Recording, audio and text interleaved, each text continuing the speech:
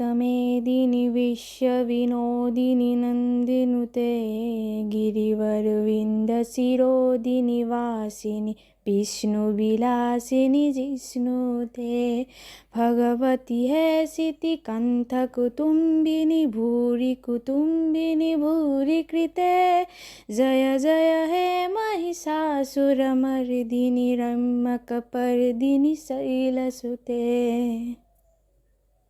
শ্ৰী শ্ৰী দুৰ্গাই নমঃ। ভিডিঅ' আৰম্ভণিতে আপোনালোক সকলোলৈ চলিত দুৰ্গোৎসৱৰ শুভেচ্ছা জনালোঁ। সকলোৱে দুৰ্গা পূজা চাবলৈ গৈছে নিশ্চয়। হয়, দুৰ্গতি নাশিনী মা দুৰ্গা এইবাৰ ধৰালৈ গজ অৰ্থাৎ হাতীত আহিছে আৰু গমন কৰিব নাওত। আপোনালোক সকলোৱে মা দুৰ্গাৰ নৱৰূপ কেইটা জানেনে? হয়, এই নৱৰূপ কেইটাৰ গুণাৰ্থখিনি আপোনালোকৰ আগত দাঙি ধৰিবলৈ ওলাইছোঁ। এই নৱৰূপৰ প্ৰথমটো ৰূপ হৈছে শৈলপুত্ৰী। শৈলপুত্ৰী হৈছে পৰ্বতৰাজ হিমালয়ৰ কন্যা। তেওঁক কৰুণা আৰু মমতাৰ দেৱী ৰূপে পূজা কৰা হয়। দুৰ্গা দেৱীৰ দ্বিতীয়টো ৰূপ হৈছে ব্ৰহ্মচাৰিণী। তেওঁক পূজা কৰিলে যশ সিদ্ধি আৰু সৰ্বত্ৰে বিজয় প্ৰাপ্ত হয় বুলি বিশ্বাস কৰা হয়। দুৰ্গা দেৱীৰ তৃতীয়টো ৰূপ হৈছে চন্দ্ৰঘণ্টা। বাঘৰ পিঠিত বিৰাজমান হৈ থকা চন্দ্ৰঘণ্টা দেৱীক পূজা কৰিলে ভক্তৰ সকলো কষ্ট চিৰদিনলৈ লাঘৱ হয় বুলি বিশ্বাস কৰা হয়। দুৰ্গা দেৱীৰ চতুৰ্থ ৰূপ হৈছে কুষ্মাণ্ডা। কুষ্মাণ্ডাক আৰাধনা কৰিলে ভক্তৰ সকলো ৰোগ শোক দূৰ হয় বুলি বিশ্বাস কৰে।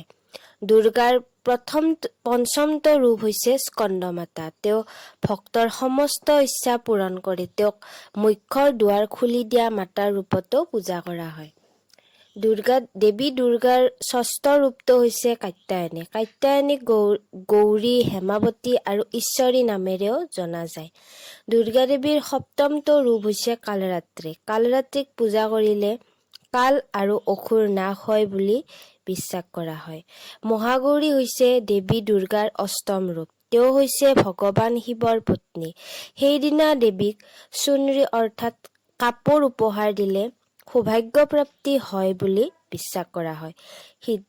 মা সিদ্ধিদাত্ৰী হৈছে দুৰ্গা দেৱীৰ নৱম ৰূপ।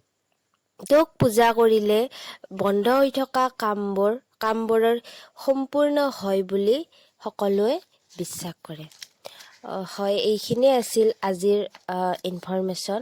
গতিকে আপোনালোকে এই ভিডিঅ'টো চাই যদি ভাল পালে আমাৰ এই ভিডিঅ'টি লাইক কৰিব, শ্বেয়াৰ কৰিব, লগতে কমেণ্ট কৰিব আৰু আমাৰ এই চেনেলটি ছাবস্ক্ৰাইব কৰিব।